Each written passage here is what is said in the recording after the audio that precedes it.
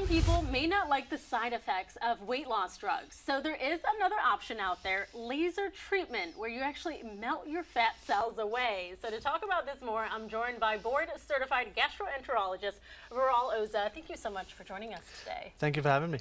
And I know you do endoscopic weight loss surgery, Yes. and you actually don't do this laser surgery, but that's why I wanted to talk to you. I wanted an honest opinion, not someone who's going to try to sell me the Sure. surgery or sell me the procedure. So let's go over what is laser treatment for weight loss. Yeah, so laser involves heating up fat cells, and it is FDA approved device that's out there. Generally, plastic surgeons will do this procedure. There are some cosmetologists out there that also will sometimes offer this. Health spas, things like that will also offer this sometimes. But generally involves heating the fat cells up using laser and essentially causing them to burst by using energy. Okay. And how effective is that? So it's interesting you asked that because this procedure is not actually approved for people who are morbidly obese or significantly overweight. In fact, if you look at the guidelines, they'll actually tell you that this is an ideal procedure for patients who are closer to their ideal weight or just having hard time losing the weight around some tough areas, for example, over their abdomen or on their flanks or on their thighs. So that's when this procedure may actually help. But if somebody is overweight and their BMI is over 30 or 40, this is not the procedure for you.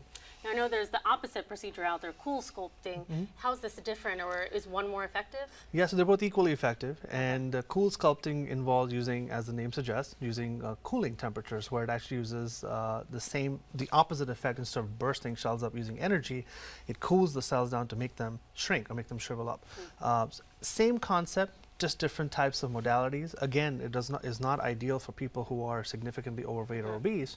It's for those people who are around their ideal body weight, maybe just slightly above, or maybe even they're at their ideal weight, but having a hard time losing some fat around the edges, if you will.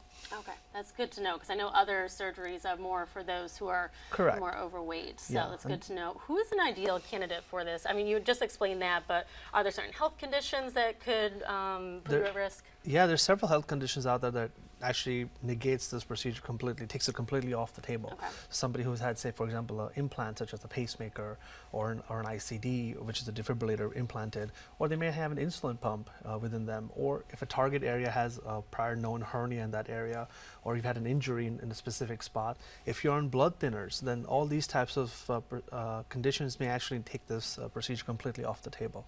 And it's not something that's done in one day. It's done over a period of time. Can you explain that? Yeah, so generally speaking, it's done over multiple sessions. They usually do 4 to 5 sessions spaced out over several weeks to months.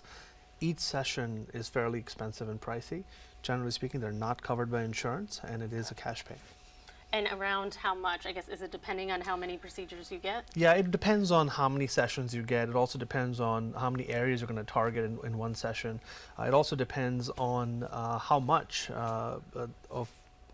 treatment you actually need during the actual procedure itself. But range I've seen, it varies anywhere from $3,000 to $5,000 per session.